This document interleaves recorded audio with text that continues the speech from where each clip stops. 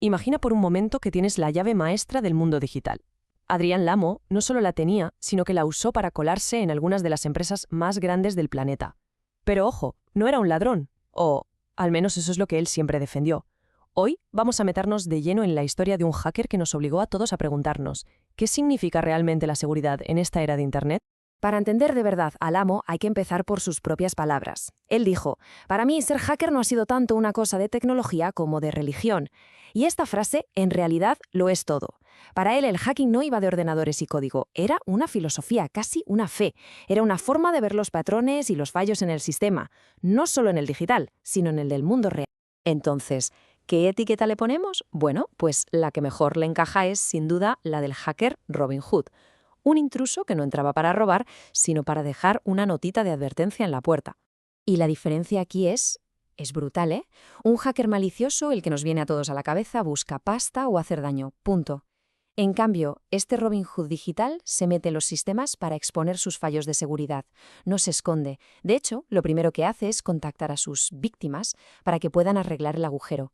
Su objetivo no es robar la casa, sino avisar de que la puerta está abierta de par en par antes de que entre un ladrón de verdad.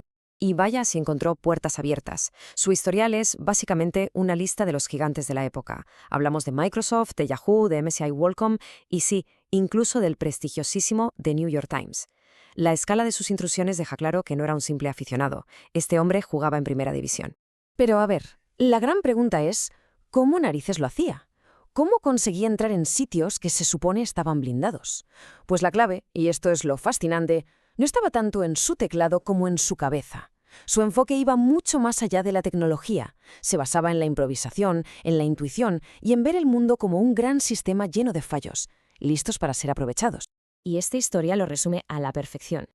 Una noche, Lamo estaba explorando un complejo industrial abandonado con unos amigos, y de repente oye un maullido. Resulta que hay un gatito atrapado en un sumidero. Una situación rara, sí, pero nada del otro mundo. Y entonces, claro, la cosa se complica. De la nada, aparece un coche de policía. Hay que imaginarse la escena. Son las 2 de la madrugada, un grupo de chavales vestidos con lo que él mismo llamaba ropa de exploradores urbanos, vamos, que eran la definición de sospechosos. La noche tenía toda la pinta de acabar fatal para ellos.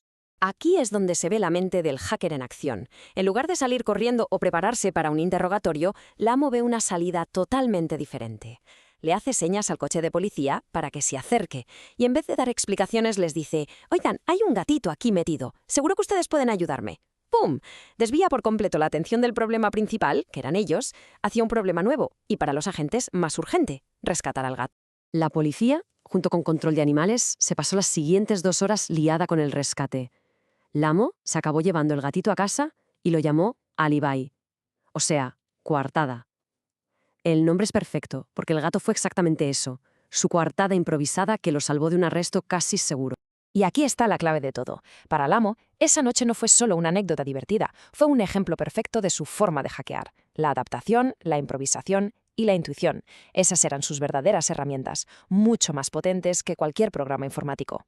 Vale, ya hemos visto cómo pensaba. Pasemos ahora a la acción, a ver cómo aplicaba esta mentalidad en el mundo digital.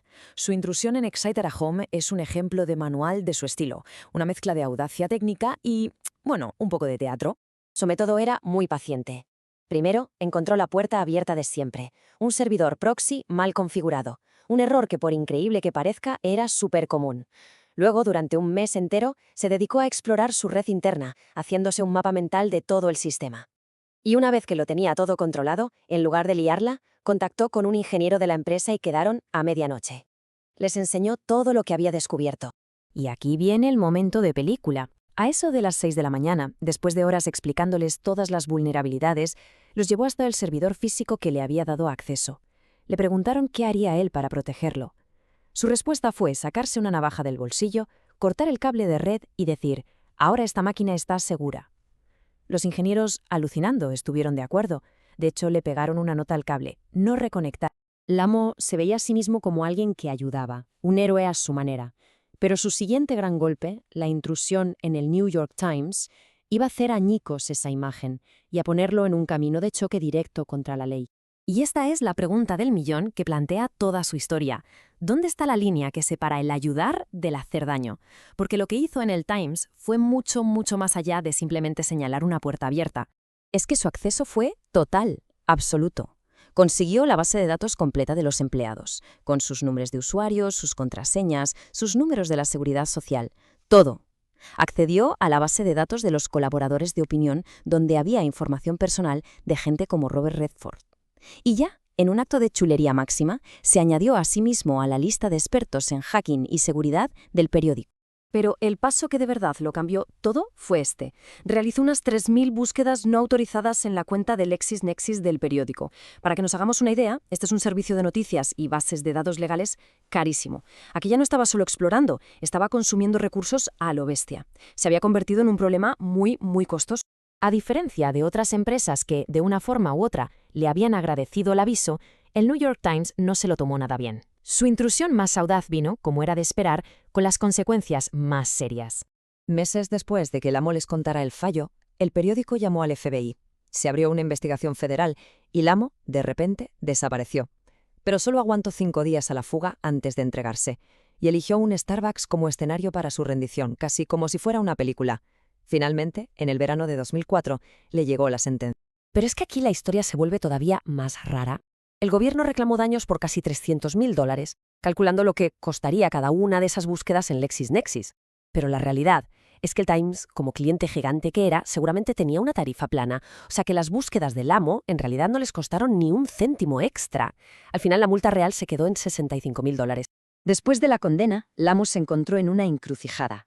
Ya no podía seguir siendo ese nómada digital que saltaba de una red a otra. Tuvo que reinventarse, pero lo hizo canalizando la misma energía que lo había definido toda su vida. Sus propias palabras revelan perfectamente esa transformación. Dijo: «Creo que el periodismo y la fotografía son, para mí, sustitutos intelectuales del delito».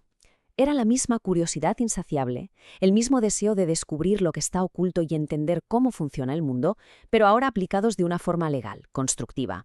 Se puso a estudiar periodismo y a escribir. Y todo esto nos deja con la pregunta final. ¿Quién fue Adrián Lamo? ¿Un justiciero digital que vivía con sus propias reglas? ¿O fue su historia una señal de advertencia, una visión del futuro de la seguridad, donde las líneas entre atacar y defender son cada vez más borrosas? Su legado, desde luego, no nos da respuestas fáciles, pero sí que nos obliga a hacernos las preguntas correctas.